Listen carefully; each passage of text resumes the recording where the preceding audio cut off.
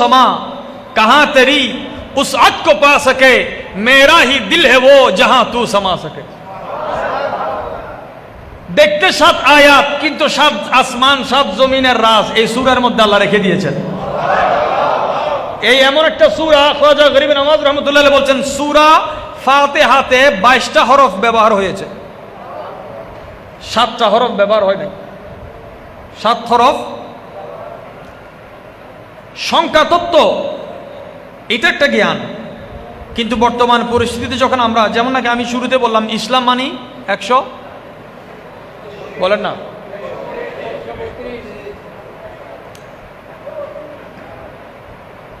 আলিফ মানি 1, scene মানি 60, কত 61, কত লাম মানি 30, আলিফ মানি 1, মিম মানি 40,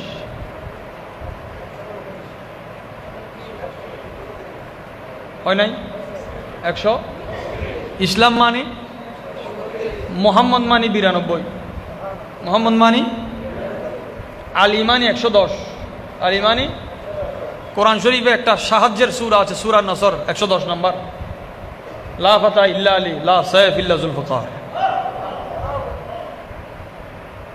যে জ্ঞানটা আমরা জানি না ওই মুহূর্তে আমাদের এই সাহস নাই যে জানি না বলার জন্য, আমরা না জেনে উত্তর দিই, পরিণাম কি হয় নবীজি বলছেন নিজেও গোমরা জাতিকেও তুমি ধ্বংস করে দিলে। নাউজুবিল্লাহি মিন যালিক। কোরআনে পাক আল্লাহ তাআলা তৌরাত কিতাবে 10 লক্ষ আয়াত, কত লক্ষ আয়াত 10 লক্ষ আয়াতে যা দিয়েছেন তার নির্যাস এই কোরআনে পাকে দিয়েছেন। এ কথায় কারো দ্বিমত? জবুর কিতাবে যা আছে কোরআনে, ইঞ্জিলে যা আছে, একটু আওয়াজ দিবেন মেহরবানি। তাহলে তৌরাতের আসল নাম তো তৌরাত নয়। মুসা আলাইহিস সালামের 5 ক্যাটাগরির কিতাবের এক অংশের নাম তৌরাত, এক অংশের নাম তৌরাত হচ্ছে জুরিসপ্রুডেন্স, ল, আইন। তৌরাত কি? কানুনের কিতাব। আর জবুর কিতাব যে কিতাবের মধ্যে কোনো আমলের আলোচনা নাই, শুধু প্রশংসার আলোচনা আছে। কিসের আলোচনা? সূরা ফাতিহার মধ্যে তৌরাত, জবুর, ইনজিল সব আছে, মাত্র আয়াত 7টা। समा कहां तेरी उस अद को पा सके मेरा ही दिल है वो जहां तू समा सके। দেখতে 7 আয়াত কিন্তু 7 আসমান 7 জমিনের রাজ এই সূরার মধ্যে আল্লাহ রেখে দিয়েছেন।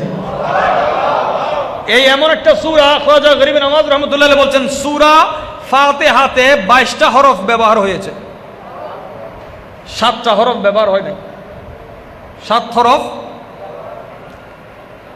সংখ্যা তত্ত্ব এটা একটা জ্ঞান, কিন্তু বর্তমান পরিস্থিতিতে যখন আমরা যেমন নাকি আমি শুরুতে বললাম ইসলাম মানি 100 বলেন না,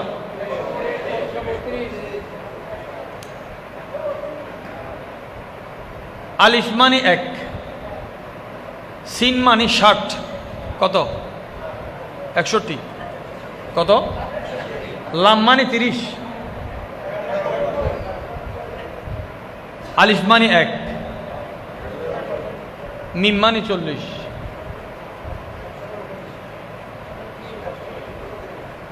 হয় নাই 100, ইসলাম মানি মোহাম্মদ মানি 92, মোহাম্মদ মানি আলী মানি 110, আলী মানি কোরআন শরীফে একটা সাহায্যের সূরা আছে সূরা নসর 110 নম্বর, লা ফাতা ইল্লা আলী লা সাইফ ইল্লা যুলফিকার। যে জ্ঞানটা আমরা জানি না ওই মুহূর্তে আমাদের এই সাহস নাই যে জানি না বলার জন্য, আমরা না জেনে উত্তর দিই, পরিণাম কি হয় নবীজি বলছেন নিজেও গোমরা জাতিকেও তুমি ধ্বংস করে দিলে। নাউজুবিল্লাহি মিন যালিক। আমরা যেই জ্ঞান জানি না, না জানাটা মূর্খতা নয়, কিন্তু যে জানতে চায় না এটা মূর্খতা। আজকে একটা বাচ্চা দুনিয়ার জমিনে আসলো, আপনি কি তাকে মূর্খ বলবেন? আজ পর্যন্ত কোনো মৌলানা, কোনো মুফতি শিশুকালকে, শৈশব অবস্থায় কোনো শিশুকে, কৈশোর অবস্থায় কোনো কিশোরকে মূর্খ বলেছে? কারণ সে কিছু না জানার পরেও মূর্খ নয়। কারণ কি? আপনি তো রসুলের পাককে মূর্খ বলতে ভয় পান না, নাউজুবিল্লাহ মিন যালিক। মাসুম তো মূর্খ হয় না। মাসুম কি হয় না? বাচ্চা তো মাসুমে হাকিকি নয়। আপনাকে একটু উদাহরণ দিই। কবরস্থানে যারা কাজ করে, যারা কবর খনন করে, দেখবেন অনেক সময় ছোট বাচ্চার লাশ কবরে দেওয়ার পরে তার লাশও কিন্তু মাটি খেয়ে ফেলছে, আছে না? এই বাচ্চা তো কোনো গুনাহ করে নাই। তাহলে গুনাহ যখন করে নাই, তার দ্বারা কোনো কবিরা গুনাহ সাদের হয় নাই, কবরের মধ্যে তার লাশটা গলার কারণ কি? আর বাচ্চা যদি মাসুম হয়, কবরের মধ্যে হাল কেন? বাচ্চা মাসুম বলা হয় হুকমি, উরফি, কিন্তু নবীরা মাসুম হাকিকি। সুবহানাল্লাহ। নবীরা মাসুম হাকিকি।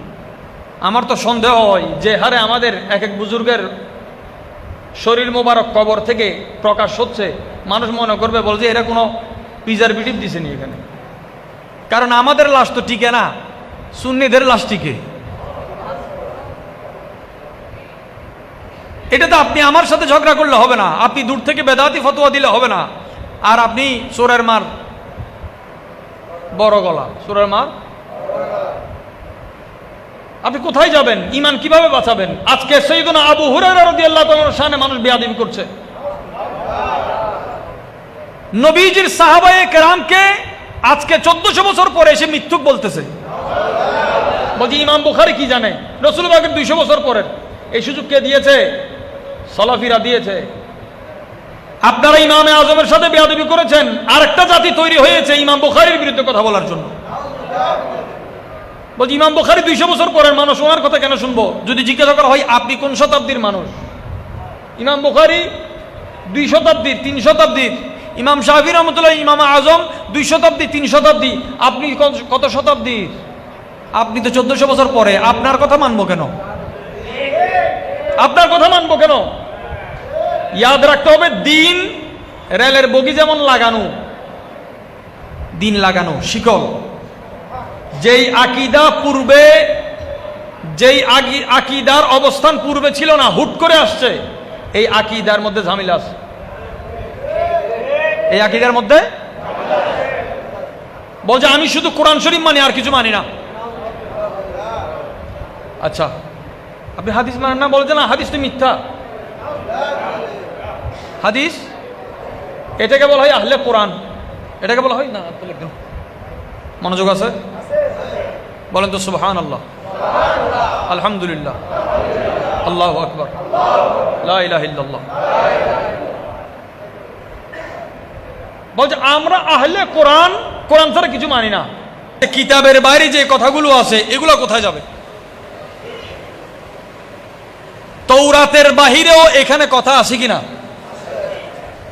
কলিমুল্লাহর উপর, জবিহুল্লাহর উপর, খলিলুল্লাহর উপর, রূহুল্লাহ কালিমাতুল্লাহ আলাইহিমুস সালাতু ওয়াস সালামের উপর যে কিতাব নাজিল হয়েছে, ওই কিতাবের বাহিরের কথাগুলো যদি কোরআনে জায়গা পায়, এই কোরআনে পাক যার সিনায়ে পাকে নাজিল হয়েছে, যার আপাদমস্তক ঘুমের মধ্যেও যদি কোনো শব্দ বলে, ওইটাও ওহীতে শামিল হয়ে যায়।